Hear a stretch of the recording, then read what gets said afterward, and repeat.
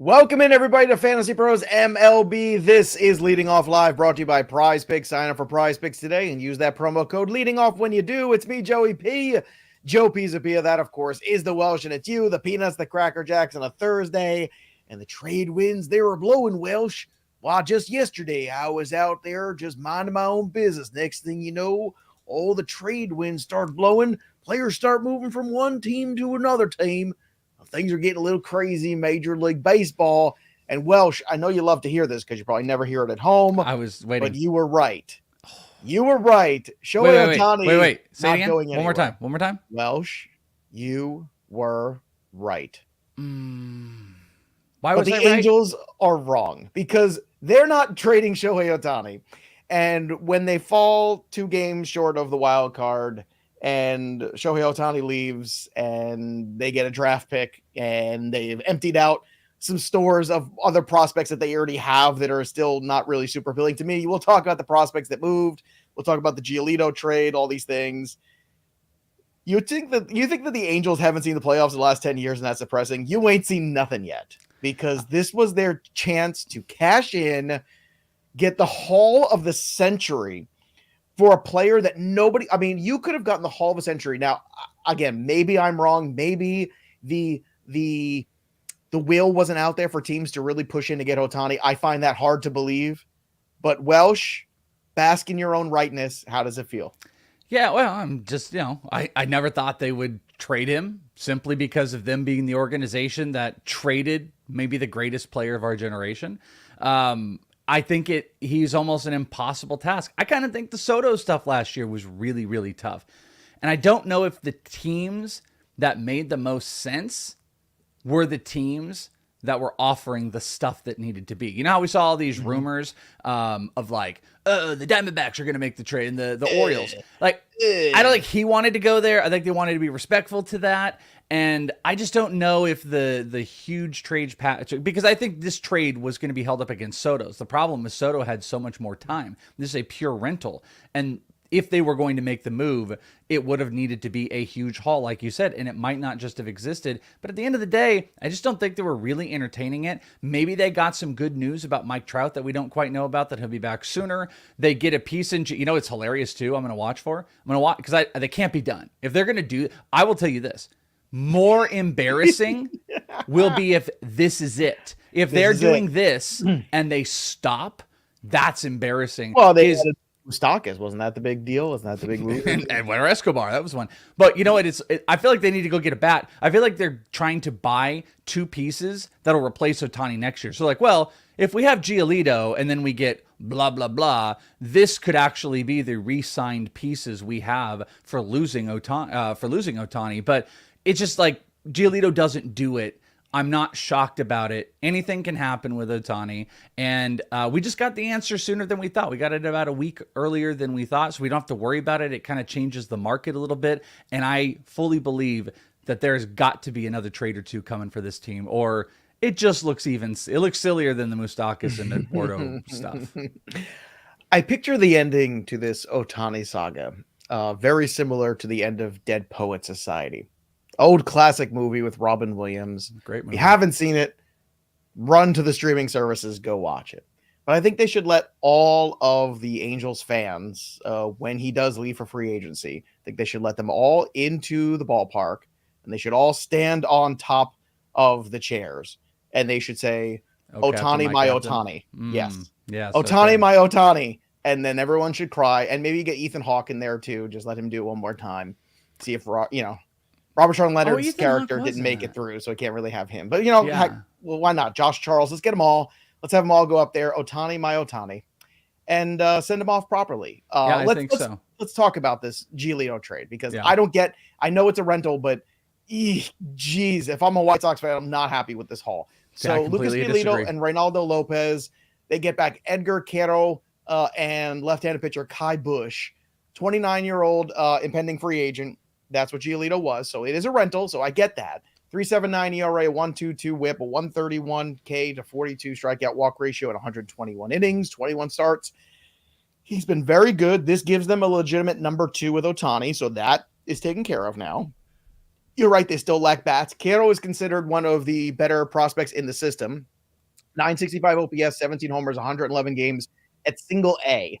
So he's still ways away. Well, no, he's in Double A now. Double A, but he's got a 717 OPS in Double A. Yeah, and that's what. So I made a tweet about it last night. Like the Edgar Quero stuff, or Caro is kind of interesting that people aren't giving him the credit, and they're looking at what he's doing in Double A and being like, "Oh, here's the struggles," and it's like, okay, well, the guy's 20 years old. They did the massive push thing that this organization does. There's a guy that would more typically be in like a high A at best and playing a full season. He already did that last year.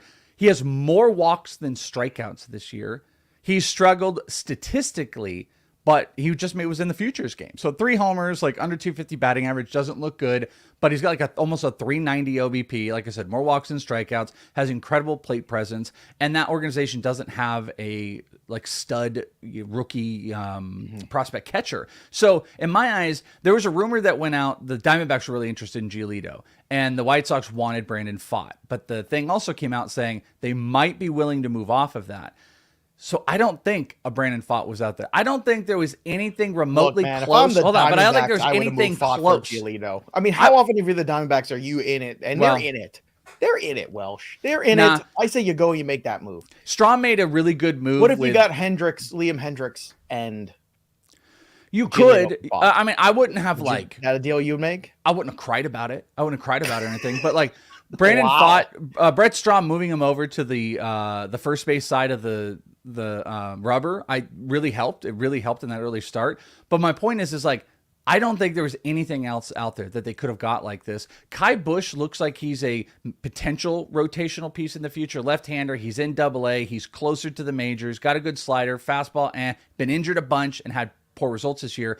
But like, if I was a White Sox fan, I would be happy. A 2-month rental to get a top 100 prospect who can be a core piece in the organization in Quero, and Kai Busch is a bet. I think it's the best that they could possibly do. Okay. I think it's way better than it looks. And Giolito goes to, I don't know, a decent spot. I saw someone in the chat be like, I wish he went to the other LA team. Yeah, I wish he went to the Diamondbacks. Dodgers would have been better, but this is still a much better place, and hopefully they can fix the walk. So hopefully some of the Ohtani stuff can rub off and he can stop walking dudes. People are speculating because I shave that a trade to the Yankees for Shohei Ohtani is imminent. Ooh, yeah, you do look clean, Joe. And there's you're in New York. I am. I mean, I am. Myself and Dalvin Cook are in New York. Actually, I'm visiting New York on Saturday. I have lunch planned with my TV producer. We're gonna go grab some lunch together. So you never know. A lot of things could be happening. We do have a fit. We do have. There's an official move that is ready to be announced on tomorrow's show, though, for the leading off futures that which we can announce. No, that's scary. I don't even know what you're talking about, so I'm already you know. But. I don't know if I do. I don't know. I don't know what's going on here.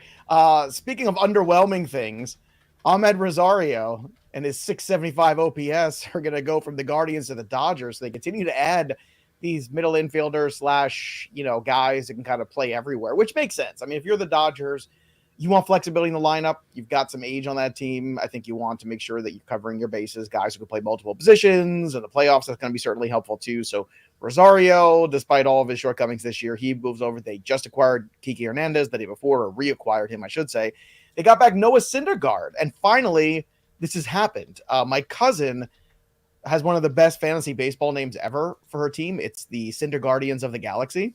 And finally, it's come to fruition. So I think that's kind of cool. Like this act, I had texted her immediately when I saw this, like, oh my God, art imitating life or life imitating art. I don't know. One of those two things. I won't Welshism the hell out of it. But look, I don't know what you make out of this, Welsh. Syndergaard is 7 ERA. Ahmed Rosario. Syndergaard's ERA is higher than Ahmed Rosario's OPS if you just take the little decimal points away. I thought that was amusing. What are your thoughts on this trade? What a dumbass trade. What a stupid trade. What a dumb trade this was. I saw this. I guess they're just looking for warm bodies, right? In the rotation. That's what they're doing. No, they're gonna, if he is not designated for assignment in the next couple, I'll be shocked. They're both expiring contracts, so I guess there's that. Ahmed Rosario is so clearly the better player here. Syndergaard is a shell of whatever the hell we think he is. I don't know what they're doing. It doesn't. If they got money, okay, You know, it's a cheap team. If they got some money that came in for this trade for taking this on, but Syndergaard, I think, costs more. So this was stupid. And this was just like the rich getting richer. Like, why? Why do they keep getting away with these like moves? Every trade the Dodgers do, people are like, you can take all this stuff. So the league should have vetoed it? Is that what happens? Yeah, well, it's not Rob David Manfred Stern or anything. Yeah, David Stern. It's not that bad, but it was Rosario just like, what are we pretty talking bad. about? I mean, I get it. I think they're just trying to add another body to the rotation. If one of these players was designated for assignment, that would not shock you in this trade. Who would it have been? I mean, Syndergaard would have been first on my list. Of course. In the whole league of players starting. If I was like, I'm going to give you 3 players you could pick that are going to be designated for assignment, Noah Syndergaard would be at the top of that list. I don't understand it at all. And then they just get more pieces. I will tell you, we can wave goodbye to Miguel Vargas in any potential whatever this year, because with Kike Hernandez and Amed Rosario coming in, there's no room for him. So there'll be nothing for him the rest of the year. All right, there was no room for joy yesterday. So Spencer Strider took a tough no decision. He did strike out 10 guys, so I got that part, but I didn't get my skinny parlay, and I didn't get my big fat parlay either. I'm pissed about that because the stupid Texas Rangers ruined that. Everything got ruined yesterday, Welsh. I'm not happy. Awful gamble. Everything was awful. It was stupid. I got a nail in my tire yesterday, too. Everything's stupid. I was driving to Peoria Sports Complex to see some of the rookies out here. Jacob Gonzalez, who just got drafted by the White Sox. I pull up. I get a thing. I got a nail in my tire. How do you get a nail in? How do you get a nail in your tire without someone you had to go get get it plugged, or you get it replaced? What'd you do? I haven't done anything yet. I luckily was able to get home because it was late at night. So when we're done with this, just sitting now in the driveway? Is that what's going on? Hopefully the tire's up. Yeah. Well, you're gonna put a donut on there or something. You gotta do something, don't you? Unless you got the AAA, they come out for you. We got the AAA. That's a good one. Don't worry. You got the AAA. That's fine, of course. Living the lavish life. Carlos Rodon also living that life. Improvement, going in the right direction, I guess you could say. I watched part of this game before the women's soccer game at 9:00. I'm drawn to the women's soccer. I like the women's soccer games. I did a video for it on Betting Pros. Now I feel like personally invested. Disappointing outcome with the tie, but I watched Carlos Rodon pitch relatively well. 1 run, 5 2/3. So him getting in the right direction is good. There's rumors that Aaron Judge, the first thing really talk about too, might be returning Friday. That's the buzz going around the New York area. We'll see if that's correct. Other injury news: Eovaldi's going to start for the Rangers against the Padres on Sunday. Asturio Ruiz will begin his minor league rehab assignment Friday. That's tomorrow with AAA Las Vegas. Mason Miller through a 20-pitch bullpen session Wednesday. So far, so good. Fingers crossed. We'll see. And then Juan Soto, who wasn't playing, came in the game, got a pinch walk. Soto's going to undergo an MRI for the middle finger today. So, Me too. Well, not his middle finger. Was it the middle finger? Oh, yeah, it was his middle finger, which basically gives the middle finger to the rest of his season. Because I'm telling you right now, there's a good chance he goes on the IL. I think this is the death knell of the Padres, unfortunately, if that happens. Like for 2 weeks, if you're missing him or there's some serious surgery kind of thing, I don't know, Welsh. It doesn't sound good to me. Your thoughts on Juan Soto's middle finger? I think we've all had some thoughts with middle fingers and Soto for some of the year as we've been going through. Yeah, it's not good. I mean, you got to think about like potential power zapping. You got to think about overall just contact. So I worry about that. And I think whether it's Soto or not, whether this is going to push the ball over the line, Snell and Hader have been guys that have been rumored to be moved, and the rumors have been like they would move one or both of them at the deadline. Hader and those would might be the big huge win for somebody. The Padres actually might hold the cards for because the other thing I didn't even mention, but it's implied I didn't here. Even think about that. Is you're not right. Only that's really interesting. Is not only did the Giolito trade like show us that Ohtani is off the market, but he was the piece. I think we said it on here. He's the piece, I think, that sets the market. What does that rental stud look like compared to what multi-year players would look like? He is going to start, I believe, the flood market of these moves. So what does a Snell bring back? More than Giolito? What does a Hader bring back? I don't know. If he's walking the ballpark, not much. But you're right. You're absolutely right. The Snell-Hader combination, that would be a big haul for somebody to get a left-handed starting pitcher and a closer. I think it's also the time, too, to start having that conversation, too, about who is up next. Like, if Bednar gets traded, are they going to Holderman? Are they going somewhere else? Like, who's up next for the Pirates? We already talked about if Sewall gets traded, potentially that Munoz is clearly going to be that guy. Is there anybody else, too? Like, if Hader gets dealt, who steps into that role, in your opinion, for the Padres? Because I think that's what everybody should be doing this weekend. is getting I ahead on agree the with waiver this. wire. So are there some closer situations in your opinion that could help where people can get ahead of that waiver wire dealing and maybe help themselves out? Look, maybe some bad teams, but still, dozen saves the rest of the year in season long roto or head to head roto, that makes a difference. It's a huge thing. Yeah, the Pirates one is really tough. I'm like looking, obviously Holderman is set as like their 8th. Lizinski may be one of those guys. I don't see like a lockdown player who could get it. I guess you would just go with the setup guy in Holderman. If you were to go back over to San Diego, Robert Suarez probably gets that gig, and he probably gets the first opportunity. So those might be 2 guys you try to look at because closers are needed in the market. Also, on the inverse of this, pay attention because the worst thing that could happen is a guy like Bednar goes to a place like the Braves, and they're just like, oh, we're not committed to. They wouldn't. They just got Pierce Johnson. But what I'm getting at, where he doesn't become a starter. A team like the Diamondbacks would be phenomenal for him because then he is absolutely the closer. They'd probably pitch him in the 8th and the 9th just because the bullpen is such garbage. So pay attention to not only the players going, so hopefully you don't lose value, but pay attention to the teams that are going to be unloading. Maybe have a little speculative ad in the next couple of days on Robert Suarez, Holderman, just in case if they do get locked in as closers. Hater to the Diamondbacks is a tough sell in that division, but if they could pull that off, I think Snell would be incredible. But to your point, the division, that's even harder. One of them I could see. If you're going to give one, it's the closer. I think that's Diamondbacks would have to pay up, but I just don't think either one of those. I think Bednar makes a lot of sense. I think the Diamondbacks could turn their attention there. Maybe even get in the Keller talks. Keller, they said the Pirates were willing to listen. Diamondbacks don't want to unload their roster, but if you have a controllable pitcher for multiple years and you can get a guy like Bednar in here, they might be willing to, unload the farm a little bit. I'd be fascinated to see Mitch Keller on a good team. That would be a fascinating thing. Like, does he, when you give run support and good defense and all of those things that you would love to have as a pitcher, I wonder what you get out of Mitch Keller. I pretty much said this about that guy you had at the beginning of the year. Every Pirates player ever. You're just like, oh, you know what I would love to see for this guy? I'd love to see Brian Reynolds in a good lineup. I couldn't believe when he signed an extension. I could not believe that going into this year. He could have helped a lot of teams this year. Ugh. 3 up and 3 down, and then more trade talk here. Yusei Kikuchi struck out 8 guys in 6 innings. Whit Merrifield homered and 4 ribbies yesterday as they beat the Dodgers. Nolan Gorman 3 for 5 with not 1 but 2 homers yesterday as well, and they beat up the Diamondbacks 11-7. Welsh earmuffs 3 down. Lance Lynn gave up 7 runs in 4 2/3 innings. Wednesday against the Cubs, Marcus Stroman said, "Hold my beer." He allowed 7 runs in 3 1/3 innings. That's right. You got nothing, Lance Lynn. Oh, my goodness. If only someone had said that Marcus Stroman regression was coming. If only that was a show with a handsome, bald host that talked about how Marcus Stroman can't possibly keep this up, and it was true. Framber Valdez depressed me yesterday. 6 runs in 3 2/3. Oh, it looks so good, Welsh. It looks so good, but alas, what can we do? I know what we could do, Welsh. Do you know what we could do? I know. Here it comes. We can pick some prizes. Boom! PrizePicks. Download PrizePicks. Go to the PrizePicks.com.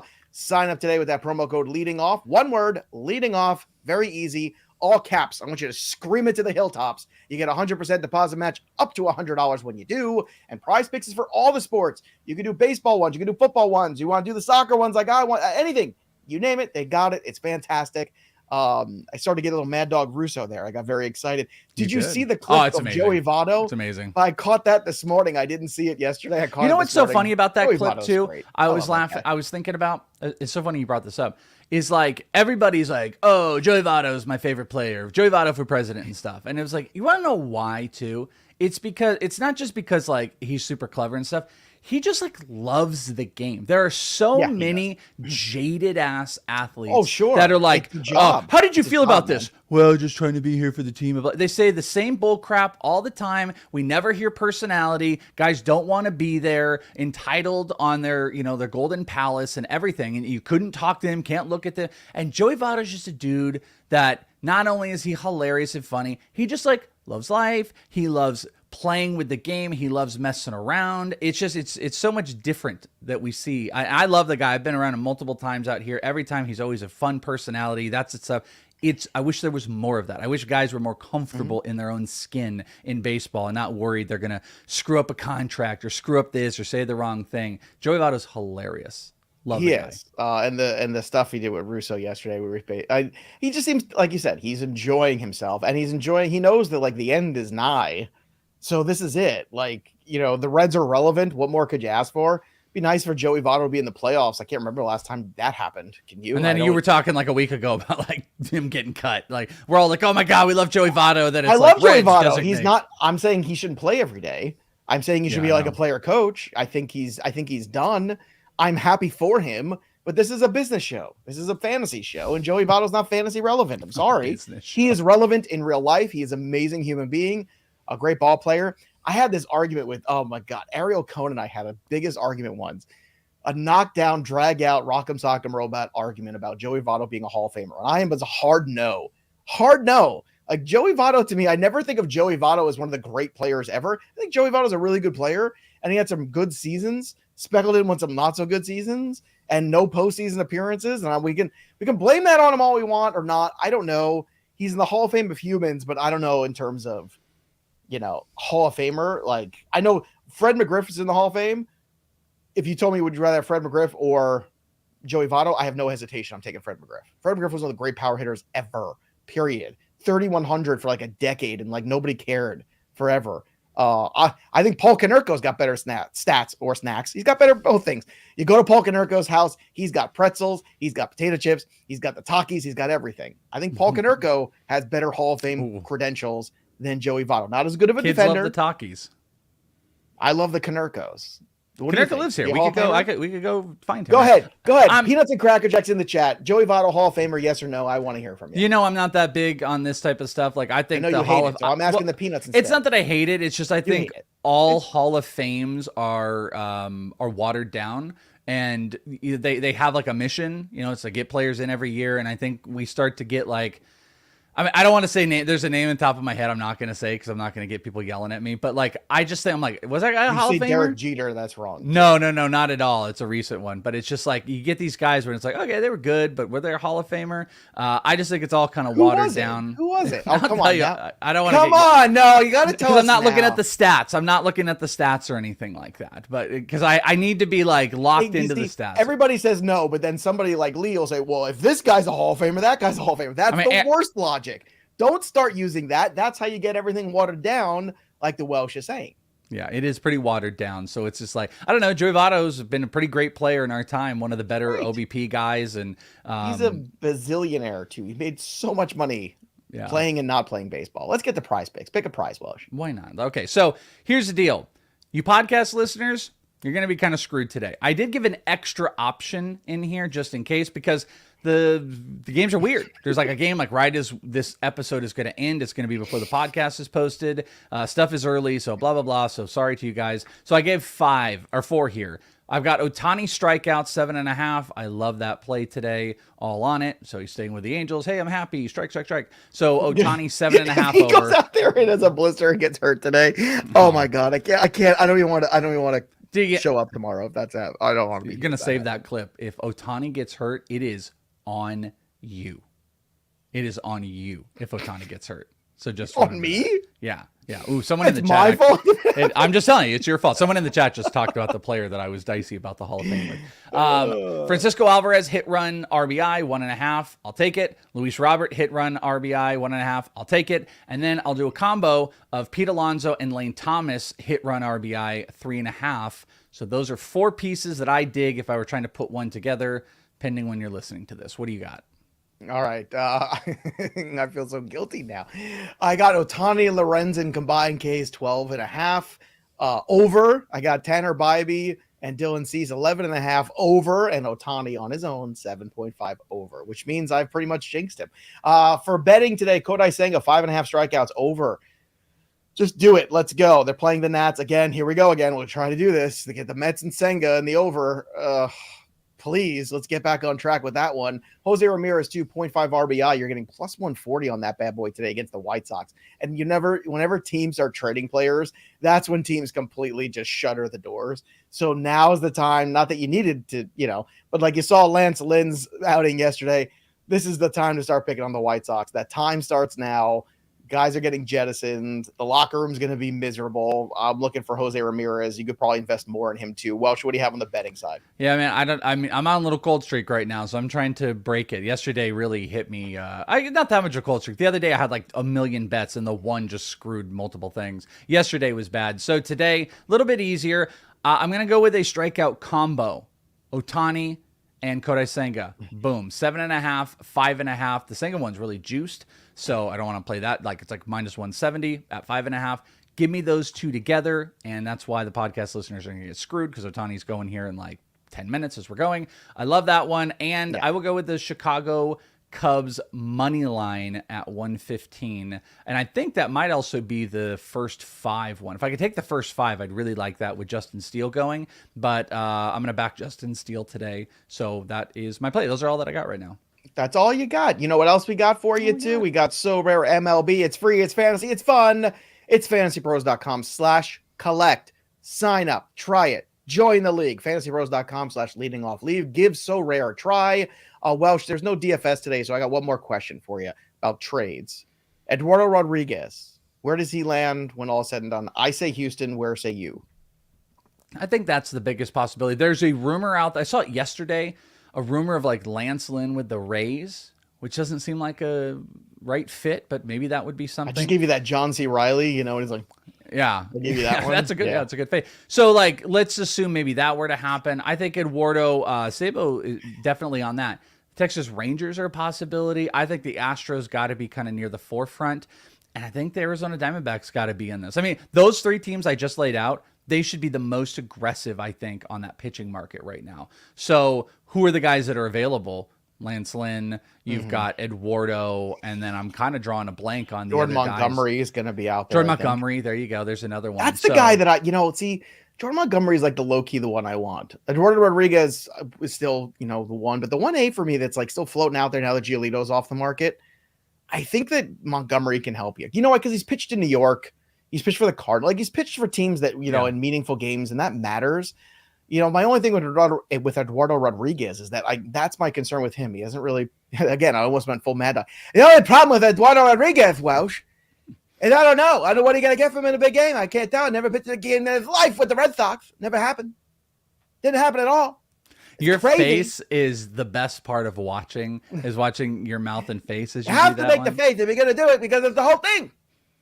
See, I wish you had the hair. Like, we didn't get the wig this year. It's really disappointing. We didn't get maybe the next year we'll have 15,000, and then look, I'm a man of my word. We did the mustaches. There's only so much you can do. We did. We did all those things. Now I'm continuously again, it's just Pete Alonso for me. Yeah, what is this about? Call. I'm in a zone. Me and Polar Bear are in a zone. So I got 2 from the other day. I let it ride. I didn't get it off Rodon. I was hoping to get a bullpen homer, but now they got the Nationals, and I'm like, okay, let's go. I gave the Nationals. That's another opportunity for Pete Alonso home runs. Where are you going with your home run call for today?